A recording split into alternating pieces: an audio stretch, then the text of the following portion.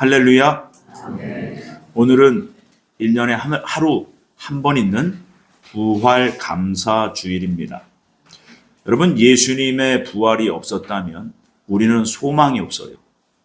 예수님이 부활하지 않으셨다면 우리는 여기 앉아 있는 것이 헛수고입니다. 여러분, 기독교의 죄 문제 해결과 그리고 영생의 부활이 없다면 우리는 소망이 없는 자 되는 겁니다. 결국 하나님께서는 이스라엘 백성을 구약 시대에 택하시고 그 이스라엘 그 민족 안에다가 어떻게 하면 하나님과의 단절된 그 문제, 그 죄 문제를 해결할 수 있는지에 대해서 그 제사법을 담아두셨습니다. 그래서 그 짐승의 피로 드렸던 그 속죄제와 번제, 곧 두 개 속죄제와 번제를 합하여서 속죄제사라고 합니다. 근데 이 속죄제사를 이제는 예수님이 친히 오셔서 단번에 그 제사를 끝내셨습니다. 그래서 예수님을 믿기만 하면 죄에서 해방되는 그 시대가 열린 거예요. 그 시대를 교회 시대라고 합니다. 성령 은혜 시대라고 합니다. 그래서 이 기독교는 죄 문제를 해결받는 믿음으로 드리는 제사 종교예요. 여러분, 이것이 구약으로 따지면 지금 우리의 이 모임, 예배 모임이요, 결국은 제사예요. 누구에게 드리는 제사? 하나님께 드리는 제사예요. 그런데 예수님이 다 끝내놓으셨다면서요. 그런데 우리는 왜 또 제사를 드리죠? 이러한 질문이 또 나올 수 있습니다. 그래서 오늘 말씀을 잘 들어보시고 우리가 올바른 그 복음에 대한 이 지식 또한 지혜가 생겨나는 은혜 시간 되기를 원합니다. 오늘 본문 6절에 보면 번제와 속죄제는 기뻐하지 아니하시나니, 요 번제와 속죄제는 구약의 이스라엘 민족이 드리는 제사 두 종류였어요. 근데 이스라엘 민족이 여기에 참여해요, 안 해요? 여러분, 성경을 자세히 보시면 속죄제와 번제는요, 7월 10일 날 드렸는데 거기에는 이스라엘 백성들이 참여를 안 합니다. 이 제가 말씀드린 참여는 그 제사에 직접 뛰어들어가서 뭔가 행위를 하는 게 아니에요. 그들은 뭐를 하느냐? 그 제사가 진행되어질 때 그 성막 바깥에, 곧 성막들 바깥에서 쭉 기다리고 대기하고 서 있습니다. 그 안에서, 성막 안에서 진행되어지는 그 제사를 끝나기를 기다리고 있는 거예요.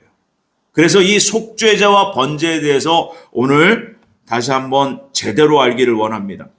그래서 여러분, 속죄제는 준비하는 제사예요. 뭐를 준비하는 제사? 우리의 죄 문제 해결을 준비하는 제사예요. 번제는 그 죄 문제 해결한 그 은총을, 죄 사함의 은총을 적용하는 제사가 번제예요. 근데 그 번제에 번제에 우리가 직접 참여하진 않아요. 그 번제까지를 그 성막 안에서 대제사장과 제물만 있고 그 제물에 의해서 모든 제사가 끝납니다. 그래서 오늘 본문을 통해서 첫 번째, 속죄제는 제물의 피로 죄 사함의 은총을 준비하는 제사라는 거예요. 이것을 올바르게 알기를 원합니다. 여러분, 은총이 뭡니까? 은총, 사랑을 입었다 이 말이에요. 여러분, 예수님께서 이 땅에 오셨어요. 그래서 성경 히브리서 12장 2절은 이렇게 얘기합니다. 믿음의 주요 온전케 하신 이인 예수님을 바라보자. 그는 그 앞에 있는 기쁨을 위하여 십자가를 참으사 부끄러움을 개의치 아니하시더니 하나님 보좌 우편에 앉으셨느니라. 여러분, 예수님께서 우리가 지난 주간에 고난 주간을 보냈잖아요. 그 예수님께서 금요일 날 십자가에서 오후 3시에 숨을 거두십니다. 영혼이 떠나세요. 근데 그 바로 전날 목요일 밤에 예수님은 겟세마네 동산에서 기도하십니다. 마지막 기도, 하나님 앞에 올려드린 기도. 근데 그 앞에 그 기도하시면서 예수님께서는 이 잔을 할 수만 있거든 내게서 지나가게 하옵소서. 이 잔이 무슨 잔이에요? 여러분, 이거 성찬한다고 포도주 잔 얘기하시는 거 아닙니다. 이 잔 안에는요, 하나님의 진노가 담긴 거예요. 하나님의 진노를 예수님이 다 뒤집어 쓴 거예요. 누구를 대신해서? 저와 여러분들을 대신해서. 여러분, 하나님이 제일 미워하시고 진노하시는 그 대상이 뭐냐면 죄예요, 죄. 그 죄는 성경을 보면 마귀의 성질, 지옥 성질로 되어 있습니다. 근데 그 죄가 우리 안에 들어와 있는 거예요. 그래서 그 죄를 하나님이 너무나 미워하시고 진노하셨기에 그 진노의 잔을 예수님 앞에 놓은 거예요. 그래서 하나님께서는 이 진노의 잔을 네가 마셔라. 근데 그 예수님이 누구세요? 하나님의 아들이세요. 창조주 하나님의 분신이십니다. 여러분, 이것을 꼭 기억하셔야 돼요. 예수님은 그냥 사람이 아니라 창조주 하나님의 아들의 신분으로 이 땅에 오신 거예요. 그래서 요한복음 1장 1절에 태초에 말씀이 계시니라, 이 말씀이 하나님과 함께 계셨으니 이 말씀은 곧 하나님이시라. 그 말씀이 곧 누구라는 거예요? 하나님이시고 그 말씀이 누구예요? 요한복음 1장 14절에 보면 말씀이 육신이 되어 우리 가운데 거하심에 우리가 그 영광을 보니 누구예요? 예수님이세요. 예수님이 누구라는 거예요? 창조주 하나님이시라는 거예요. 그 창조주 하나님이 우리를 위해서 그 하나님의 진노의 잔을 드셨고 그 하나님이 우리를 위해서 육신으로 오셔서 우리를 대신해서 제물이 되어서 십자가에 죽으신 겁니다. 그래서 성경은 증거합니다. 그 하나님의 피가 과연 무엇인지를 압니까? 그 피는 모든 만물의 멸망을 보존할 수 있는 능력의 피며 우리를 지옥에서 건져낼 만한 그러한 지옥에서 건져내고도 남을 만한 은혜의 피요, 사랑의 피요, 능력 피라고 우리에게 말씀하고 있어요. 여러분, 그 피로 우리가 구원받은 겁니다. 할렐루야.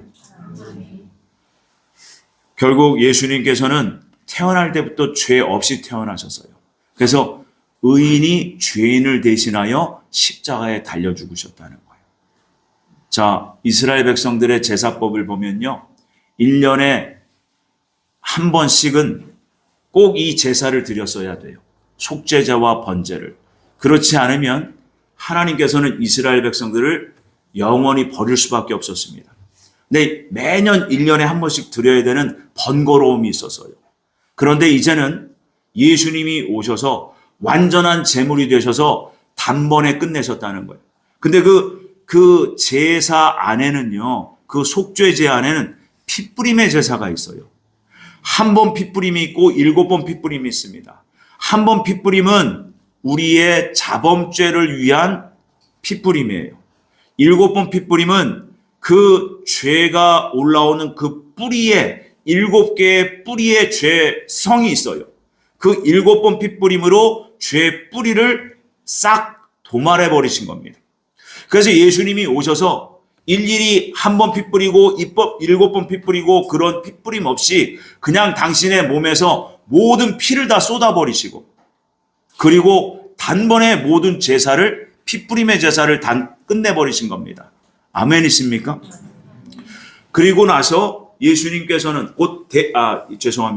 이스라엘 백성들이 그 제사를 드릴 때 속죄제 곧 그 피 뿌림의 제사를 마친 대제사장은 옷을 갈아입고 나와서 준비되어져 있는 한 마리 순양을 각을 떠서 그 번제단 위에 태워서 하나님께 올려드리는 번제를 드려요. 태워드리는 제사를 드립니다. 이 태워드리는 제사가 바로 예수님이 또 당신께서 직접 한 마리의 순양이 되어서 직접 십자가에서 죽으신 거예요. 그래서 십자가 위에서 속죄제와 번제가 동시에 다 끝나버린 겁니다. 그러면 이 번제는 제가 서두에 말씀드렸듯이 준비되어져 있는 사죄의 은총을 갖다 적용하는 제사라고 그랬어요. 그러면 이 번제의 그 제물이 누구예요?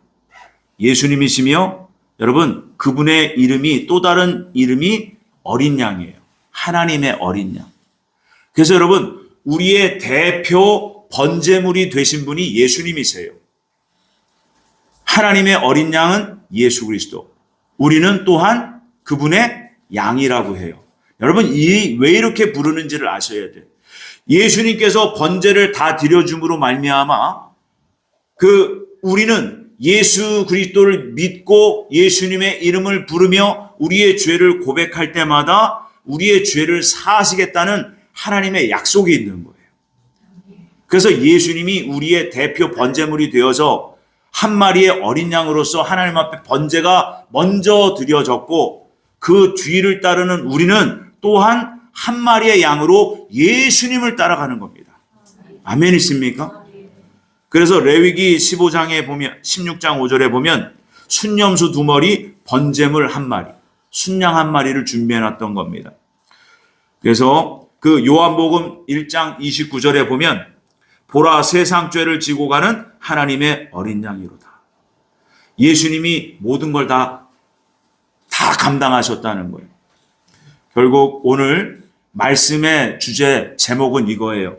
왜 예수님 오셨냐? 우리가 지금 서두에 지금 말씀을 나눴듯이 여러분 예수님은 우리의 죄 때문에 오셨어요. 하나님 앞에 속죄 제사를 드리러 오신 겁니다. 또한 두 번째로 예수님이 오신 목적은 빛의 삶이 무엇인지를 보여주러 오셨어요. 빛의 삶이 무엇인지. 그래서 우리 양들이 어떻게 살아야 되는지를 보여주러 오신 겁니다. 또한 세 번째로 예수님이 오신 목적은 부활이 있다고 그 증거를 보여주러 오신 겁니다. 그래서 히브리서 9장 12절 말씀이 이렇습니다. 염소와 송아지의 피로 하지 아니하고 오직 자기의 피로 영원한 속죄를 이루사 단번에 성소에 들어가셨느니라. 여기 성소는 천국을 얘기해요. 이 땅에 있는 것이 아니라 하나님 나라 성소에 들어가셨다 이겁니다. 히브리서 10장 8절의 말씀이 이렇습니다. 위에 말씀하시기를 주께서는 제사와 예물과 번제와 속죄제는 원하지 아니하시고 기뻐하지도 아니하신다 하셨고 이는 다 율법을 따라 드리는 것이라. 하나님이 정하신 율법은 이렇게 되어져 있다. 이 율법의 순서대로 또한 예수님은 오셔서 완전히 그 율법에 따라서 모든 제사를 끝내버리신 겁니다. 그런데 짐승의 피로 드리는 것은 매년 드려야 됐지만 거룩하신 예수님의 피로 드리는 제사는 완전히 말끔히 영원히 끝내 놓으셨다 이거예요. 여러분 이것을 잘 우리가 이해하셔야 돼요. 하나님의 입장에서는 모든 제사는 끝났어요. 그런데 우리에게는 여전히 죄의 문제가 있다는 것을 아셔야 돼요. 하나님께서는 이미 다 도말해 놓으셨어. 우리는 그것을 믿고 오늘을 사는 거예요. 그래서 우리가 예배 때마다 우리에게 죄사함의 은총을 베푸신 하나님께 감사하며 하나님을 기뻐하며 하나님께서 나에게 어떻게 또 죄사함을 허락하셨는지를 내가 경험하고 그분을 사랑하며 이 예배 자리에 나오는 겁니다.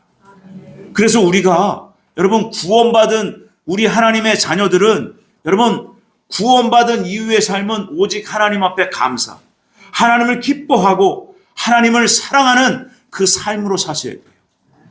그래서 예수님께서 말씀하신 거예요. 미워하지 마라. 서로 사랑해라. 다투지 마라. 시기하지 마라. 교만하지 마라. 네 스스로를 자랑하지 마라. 거짓말하지 마라. 음란하지 마라. 라고 말씀하신 겁니다. 왜요? 이미 하나님이 이미 도만해 놓으신 그 죄. 그래서 하나님이 예비하신 그 천국, 죄가 없는 거룩한 그 하나님 나라를 우리에게 약속하시고 이 땅 가운데 사는 동안에 하나님의 자녀는 하나님의 백성, 하나님의 자녀답게 그렇게 하나님을 감사하고 기뻐하며 주께 받은 그 사랑으로 이 땅에서 사는 동안에 그 사랑을 흘려보내는 그 사랑의 은총을 입은 자답게 살으라는 거예요. 그래서 히브리서 9장 14절에서 이렇게 말씀합니다. 그리스도의 피가 어찌 너희 양심을 죽은 행실에서 깨끗하게 하고 살아계신 하나님을 섬기게 하지 못하겠느냐. 예수님의 피가 누구의 피예요? 하나님의 피예요. 짐승의 피로 하지 않고 하나님의 피로 했기에 그 지옥의 권세도 이겼던 거예요. 사망의 권세도 이겼던 거예요. 예수님의 피가 그 보혈의 능력이 어마어마했기에 성경은 이렇게 증거하고 있습니다. 죽을 수밖에 없고 우리는 패역해서 멸망받을 수밖에 없는 그러한 타락한 존재지만 그 하나님의 피, 곧 예수 그리스도의 거룩한 피가 우리에게 흘려졌기에 우리의 죽은 양심, 이 죽은 행실에서 살리지 못하겠느냐라고 증거한 겁니다. 그래서 예수님께서 오신 목적은 거룩한 삶의 모범을 보여주러 오셨다는 거예요. 그래서 요한복음 8장 12절이 이렇습니다. 예수께서 또 말씀하여 이르시되 나는 세상의 빛이니 나를 따르는 자는 어둠에 다니지 아니하고 생명의 빛을 얻으리라. 아멘. 여기서 중요한 그 단어는 생명의 빛이에요. 그런데 그 생명의 빛을 받은 우리, 생명의 빛을 우리가 어디서 만날까요? 말씀을 통해서 만날 수 있어요. 진리의 말씀을 통해서 우리가 생명의 빛을 만나고 그 생명의 빛의 진리의 말씀을 우리가 순종하면 그걸 바로 따른다 이렇게 표현하신 거예요. 그래서 여러분 말씀을 왜 주셨어요? 듣고 지켜 행하라. 순종하라고 주신 겁니다. 그런데 들었더니 오늘도 좋은 말씀 들었네. 목사님 감사합니다. 끝. 여러분 이것은 구원받는 하나님 백성의 삶이 아니에요. 그건 믿음의 고백도 아니고 감사도 아니에요. 여러분 말씀은 하나님의 것입니다. 목사에게 감사할 것이 아니라 그 말씀의 주인 되신 하나님께 감사하셔야 돼요. 그 말씀이 여러분들에게 감동이 되십니까? 그렇다면 성령님께 고마워하셔야 돼요. 성령의 감동으로 그 하나님 말씀이 고맙고 감동스럽게 내 안에 들어온 겁니다. 사람에게 감사할 일도 있겠지요. 그런데 우리는 먼저 살아계신 하나님, 우리를 구원하신 하나님, 우리에게 지금도 빛의 진리의 말씀, 그 말씀을 주신 하나님께 감사해야 된다는 거예요. 그래서 그 예수님께서 이 땅에 육신을 입고 오셨잖아요. 그래서 그분이 어떤 생활을 살았는지 그분의 뒤를 쫓는 삶을 살라는 거예요. 그분은 많이 다 가졌으나 아무것도 없는 자처럼 사셨어요. 그래서 청빈이라는 거예요. 청빈. 다 가졌으나 없는 자처럼 그렇게 청빈하게 사셨다는 거예요. 그리고 세상의 어떠한 가치에 타협하지 아니하고 여러분 순결하게 사신 분이 예수님이십니다. 오직 하나님의 말씀 앞에 100% 철저히 순종하셨던 예수님이셨어요. 그래서 여러분 우리가 꼭 기억해야 될 것은 예수님을 따른다는 것은 주님의 말씀을 듣고 우리의 삶에 적용해서 매일매일 살아내는 겁니다. 그리고 예수님이 이 땅에 오셔서 보여준 세 가지의 덕, 청빈, 순결, 순종. 오직 말씀 앞에 순종. 여러분 그래야 진짜 그리스도인입니다.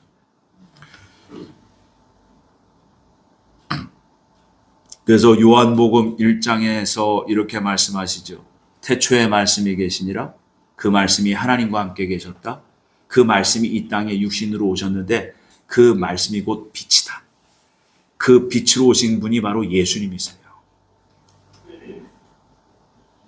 그러면 하나님께서 제사 다 드려주셨어요. 예수님께서 어린 양 예수님으로서 다 번제까지 드려줬어요. 그럼 우리 뭐를 해야 돼요? 그래서 내가 할 일이 굉장히 중요하다는 거예요. 자, 누가복음 9장 23절입니다. 한번 읽어봅니다. 시작.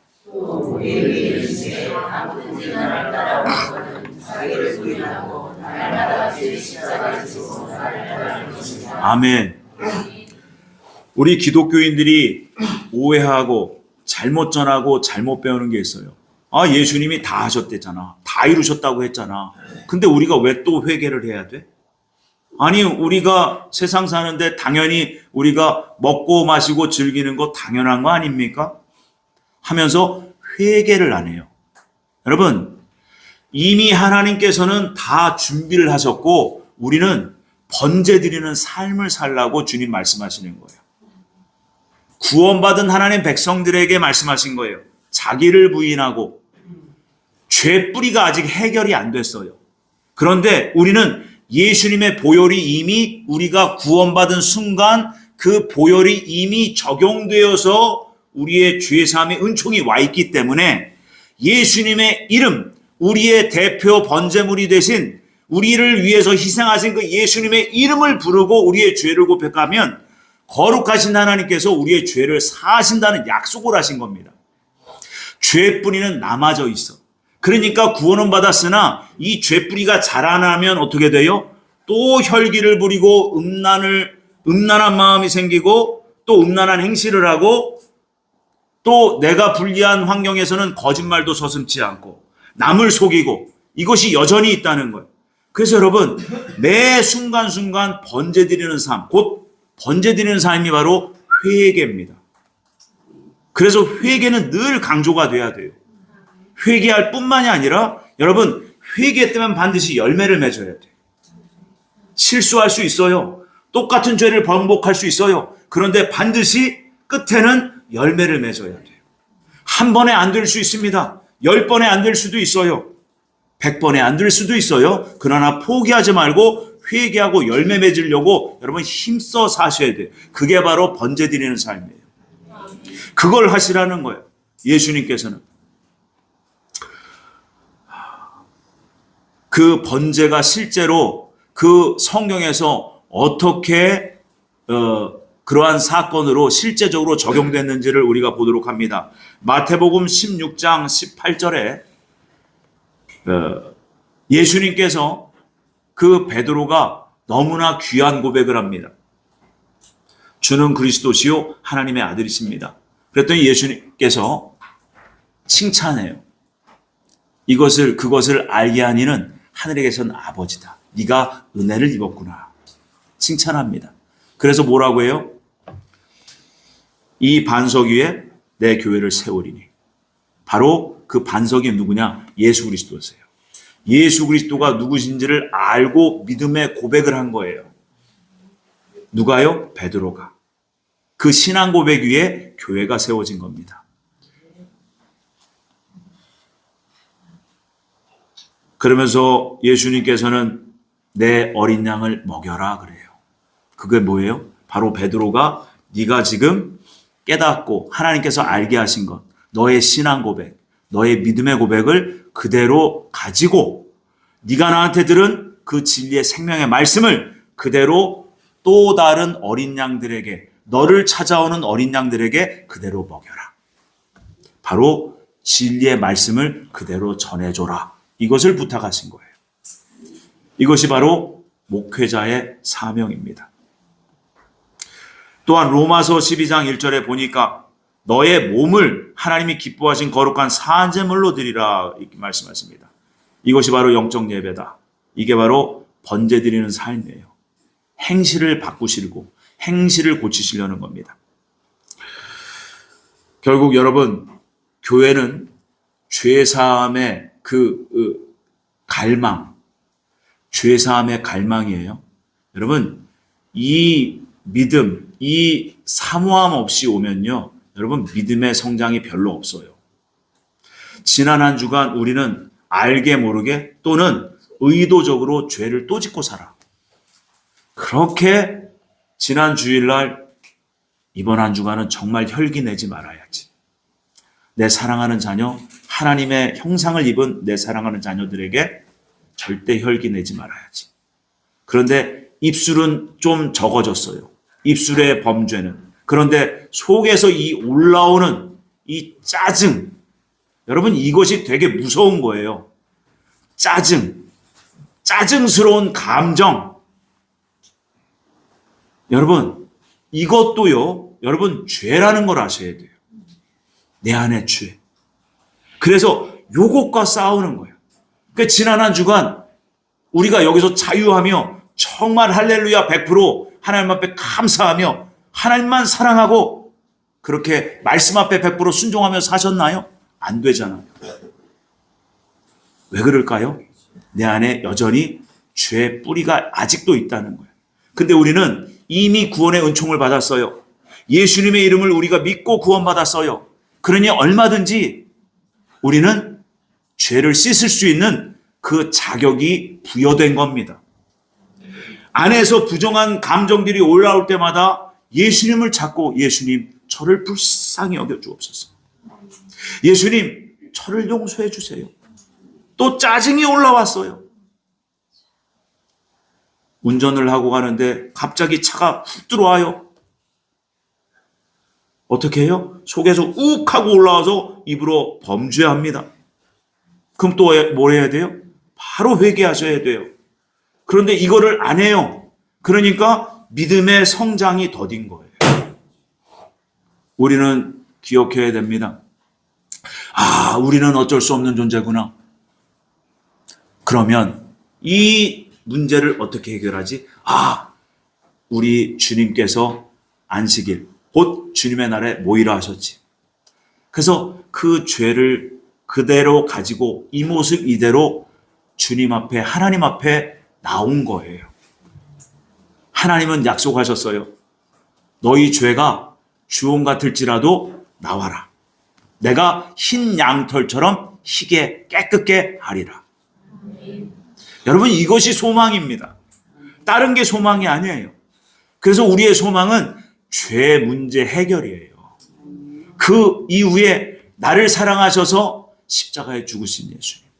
그 예수님을 더 붙잡고 감사하고 하나님 또 감사합니다.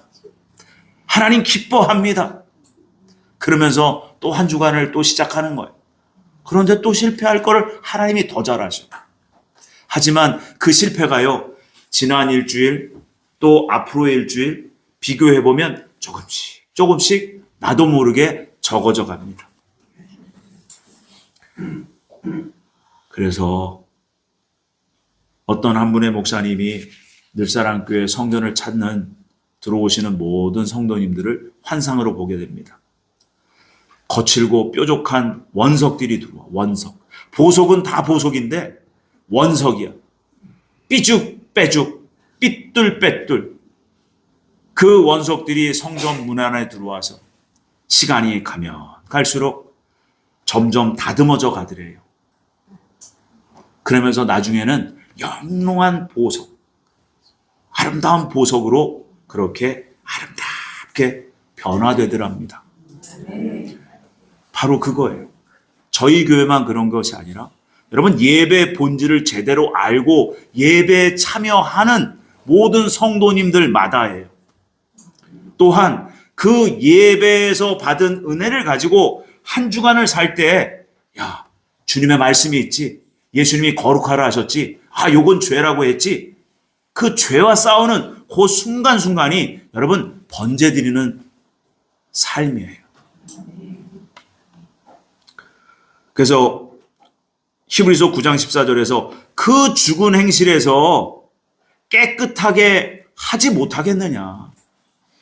너희는 죄를 인식하고 그 죄를 고백하고 죄를 고치려고 힘쓰고 애쓰기만 해라. 요 말씀을 주신 겁니다. 그래서 레위기 16장 31절이 바로 번제 드리는 그 삶의 모형이에요. 레위기 16장 31절이. 자, 이 말씀에 보면 번제 드리는 그 제사가 안식일 중에 안식일이라고 했었어. 근데 그 내용이 뭐냐? 바로 스스로 괴롭게 하리라는 거예요. 스스로 괴롭게 하라는 거예요. 아니, 감사하라며요. 기뻐하라며요. 아니, 뭐 또 스스로 괴롭게 해. 여러분, 우리가 지난 한 주간 살면서 안에서 짜증이 올라올 때, 여러분, 그때 하나님 앞에 죄송해야 돼요. 그 죄가 아직도 내 안에 있다는 것 때문에 여러분 슬퍼하셔야 돼요. 바로 죄 때문에 슬퍼하라는 말씀이에요, 이게. 스스로 괴롭게 하라는 것이 슬퍼하라는 거예요. 죄 때문에. 환경, 상황, 내 뜻대로 안 되는 세상 문제, 그것 때문에 슬퍼할 게 아니라 내 안에 있는 죄 때문에 슬퍼하라고 지금 주님이 말씀하신 겁니다. 근데 우리는 엉뚱한 것으로 가지고 슬퍼하잖아. 그죠? 방향이 잘못된 거예요. 내 안에 죄를 슬퍼하라고 말씀하십니다.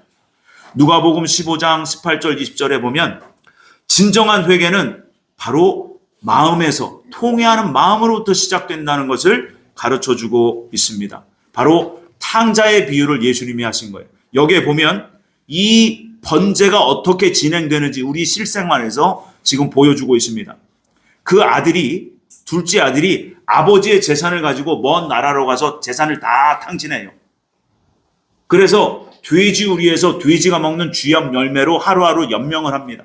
그때서야 내 아버지의 집은 풍족한데 아버지께로 돌아간다면 나는 다시 회복될 수 있을 텐데. 그런데 그 마음이 어때요? 너무 죄송한 거예요. 너무 송구한 거예요. 그래서 아버지께로 가긴 가야 되겠는데 내가 그전처럼 아들의 신분이 아니라 이제는 종의 노예의 신분으로 평생 아버지 밑에 살겠습니다. 이 결단을 하고 갑니다. 이게 바로 상한 심령이에요. 그 상한 심령을 가지고 아버지 앞에 갔습니다. 그 아버지가 어떻게 만나주시는지를, 그 과정을 예수님이 비유로 말씀하신 거예요. 누가복음 15장 18절에 보니까 아버지 앞에서 뭐라고 합니까? 내가 죄를 지었사오니. 바로 통회하는 마음부터 시작된 거예요. 이게 바로 죄를 슬퍼하는 내 마음 안에 감정, 슬픈 감정. 20절에 아버지께 돌아가니라. 이게 회개예요.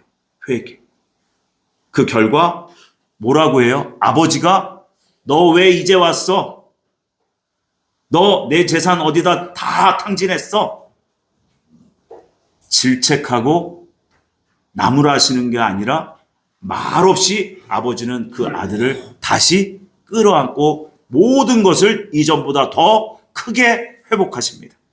그래서 아버지가 그를 보고 측은히 여겨 그를 품어 안고 새 옷을 입히고 손에 가락지를 끼고, 그래서 너는 내 아들이다. 회복의 말씀을 하십니다. 근데 이게 뭐로부터 시작돼요? 여러분, 죄를 슬퍼하는 것부터 시작되는 거예요. 이게 바로 번제 드리는 삶이에요. 죄를 슬퍼하셔야 돼요. 슬퍼했으면 뭐 해야 돼요? 바꿔야지. 또한 누가복음 5장 8절에 보면 베드로가 예수님 앞에 이렇게 고백합니다. 주여 나를 떠나소서, 나는 죄인이로소이다. 이게 바로 죄를 슬퍼하는 마음이에요. 통회하는 마음. 여기부터 번제가 시작되는 거예요. 또한 누가복음 18장에서도 세리의 기도에 대해서 예수님 말씀하십니다. 세리가 감히 떳떳하지 못하게 성전 뒤에 조용히 숨어서 자신의 마음을 주님 앞에, 나는 정말 아무것도 아니에요. 너무 죄송해요. 저는 너무나 불성실했고 불충했고 너무나 큰 대역죄인입니다. 감히 하늘을 우러러보지도 못하고 하나님이여 불쌍히 여기소서, 나는 죄인으로소이다. 여러분, 이 죄를 슬퍼하는 마음, 이게 바로 번제가 시작되는 거예요. 이 마음조차도 우리 주의 성령님께서 우리의 마음을 감화시키셔서 이 죄를 슬퍼하는 마음을 주시는 거예요. 지금 이 말씀이 선포되면서 여러분들의 마음 양심을 성령님께서 만지시는 거예요. 나는 죄인입니다. 주님 불쌍히 여겨 주옵소서. 이때 우리의 죄를 씻기 시작하십니다. 그게 바로 번제예요. 번제드리는 삶.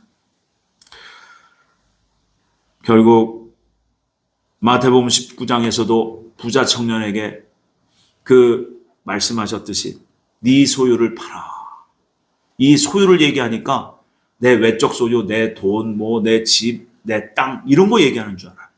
물론 그 외적인 어떤 그 물질적 소유 때문에 내 마음도 거기에 뺏겨 있는 건 맞아요. 그런데 주님이 진정 말씀하시는 그 소유는 내 안에 있는 자아를 얘기합니다. 그것을 예수님은 자기라고 얘기하셨어요. 자기. 그래서 자기가 발견되려면 어떻게 돼야 돼요? 이 부정한 자아는 여러분 하나님을 무시해요. 하나님을 대적하는 것이 부정한 자아, 예수님 말씀하시는 자기예요. 자기중심적인 것, 자기밖에 모르는 것. 그래서 자기를 부인하고 옵니다. 이 자기가, 이 부정한 자기가, 이 부정한 자아가 발견되려면 여러분 무시당하는 환경에 들어가야 돼요. 내가 손해볼 만한 환경에 들어가 봐야 돼요. 그래야 내 안에 부정한 감정들이, 부정한 죄의 성질들이 올라오게 돼 있습니다. 그것을 발견하라는 거예요. 그래서 그 자기가 올라오거든, 그 부정한 자아가 올라오거든 예수님의 십자가의 보혈로 씻어버려라. 씻어버려라. 그러니까 뭐가 죽어야 돼요? 내가 죽으라 이 말이에요. 그리고 내가 그리스도와 함께 죽고 예수 그리스도와 함께 사는 신앙생활을 살으라는 거예요. 나의 부정한 자아는 죽고 하나님의 거룩한 성품으로 살아나는 거예요. 그리스도의 인격, 그리스도의 형상입니다. 그 전까지 내가 교만했다면 겸손한 예수님을 따르고, 그 전까지 내가 그렇게 혈기방장했다면 온유한 예수님을 따르고, 내가 이런저런 거짓과 위선 속에 살았다면 정직하고 진실하신 예수님을 따르고 바꾸라 이 말입니다. 바꾸려고 하는 그 시작은 나로부터 시작되는 거예요. 성령님이 감동 주시지만 결국은 바꾸지 않으려고 하는 의지도 내 안에 있기 때문에 하나님 우리에게 자유의지를 주신 거예요. 선택해라. 나는 너에게 이렇게 감동을 주고 있다. 그런데 그 감동을 받아요. 우리는 하루에도 12번씩 아니 20번씩도 받아요. 그런데 그 감동을 무시하며 살아. 누구의 감동입니까? 성령께서 주시는 감동이에요. 결국은 성령님은 하나님이세요. 하나님이 우리를 구원하시고 완전하게 하시려고 그 감동을 주시는데 우리는 그것을 무시하며 살아요. 누굴 대적한 거예요? 하나님을 대적한 거예요. 그래서 여러분 이것이 오래돼 버리면, 이 생활이 오래돼 버리면 여러분 우리의 신앙의 믿음에 반드시 문제가 찾아옵니다. 근데 하나님은 너무나 자비하시고 사랑하셔서, 우리를 사랑하셔서 이런저런 삶의 문제로, 환경으로 때로는 우리의 몸을 때리시기도 해요. 왜요? 깨어나라, 정신 차려라, 돌아와라 말입니다. 이해되십니까? 그래서 여러분 오직 하나님을 감사하세요. 모든 것을 예배해 놓으셨어요. 우리 뭐만 하면 돼요? 예수님의 이름을 부르고 우리의 죄를 씻고 우리의 삶을 고치려는 의지를 드리면 되는 거예요. 그러면 성령님께서 우리를 사랑하셔서 은혜를 베푸셔서 우리가 잘 달려갈 수 있도록 가르쳐 주시고 인도해 주시는 그 감화 감동을 날마다 베푸십니다. 결국 예수님께서 오신 목적은 부활이에요. 그 부활의 목적은 하나님의 입장에서는 그 피자세를 드렸잖아, 십자가 위에서. 그 피를 가지고 하나님의 성소 천국 보좌로 나아갈 분이 필요하신 거예요. 근데 인간은 안 돼. 죄가 있어서도 있기 때문에 안 되고 우리는 죽어서 하나님 앞에 나갈 수 있는 존재가 아니에요. 그래서 성부 하나님이 성자 예수님을 부활시키신 겁니다. 영원한 대제사장의 그 자격으로 부활시키신 거예요. 그래서 예수님께서는 당신의 몸이 제물이시며 또한 당신의 신분이 대제사장이세요. 그래서 피 묻은 그 몸을 가지고 그대로 하나님 보좌 앞으로 나가셨던 겁니다. 아멘이십니까? 그래서 예수 그리스도를 믿으라. 그리하면 너희도 이와 같이 결국에는 부활하리라는 거예요. 아멘이시죠? 그래서 요한복음 11장 25절입니다. 우리 같이 한번 읽어봅니다. 시작. 예수께서 이르시되 나는 부활이요 생명이니 나를 믿는 자는 죽어도 살겠고 무릇 살아서 나를 믿는 자는 영원히 죽지 아니하니 이것을 내가 믿느냐. 아멘. 여러분, 그래서 사도 바울은 이 모든 것을 경험했고 천국에 가서 다 보고 왔잖아요. 그래서 사도 바울은 이렇게 얘기한 겁니다. 고린도후서 5장 1절 2절에 만일 땅에 있는 우리의 장막집이 무너지면, 우리의 장막집이 뭐예요? 우리 아파트가 아니에요. 우리 집 이게 아니에요. 내 육신을 얘기하는 겁니다. 내 육체. 하나님께서 지은 집, 곧 손으로 지은 것이 아니요 하늘에 있는 영원한 집이 우리에게 있는 줄 아나니. 아멘. 우리의 부활에 신령한 몸이 있고 하나님 나라에 우리의 거룩한 영원한 아름다운 처소가 예비되었다는 것을 여러분 믿으시길 바랍니다. 그래서 여러분, 믿는 자는 이 땅에서 결국은 어떻게 사느냐, 삶의 내용이라니까요. 하나님 나라를 여러분 우리가 행함으로 하나님 나라를 준비하는 거예요.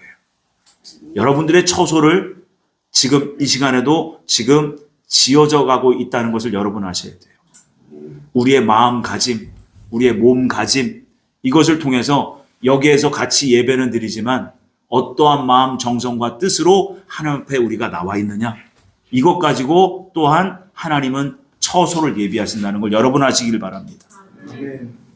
결국은 우리에게 부활의 소망 주시려고 주님이 오셨고, 그 예수님은 예수님처럼 그렇게 이 땅에서 잘 살고 하나님 말씀을 믿고 따르며 순복하며 예수님처럼 영광스러운 부활에 참여하라고 부활을 보여주십니다.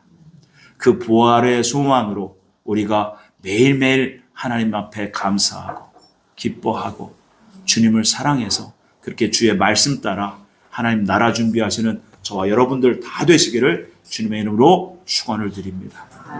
기도합니다. 주님 감사합니다. 주님 앞에 우리가 날마다 감사와 기쁨과 사랑으로 나아가는 저희들 되게 하여 주옵소서. 더욱 부활의 소망 가지고 힘있게 믿음의 능력으로 살아내는 우리 모두 되게 하여 주옵소서. 감사하고 예수님의 이름으로 기도 올렸습니다. 아멘.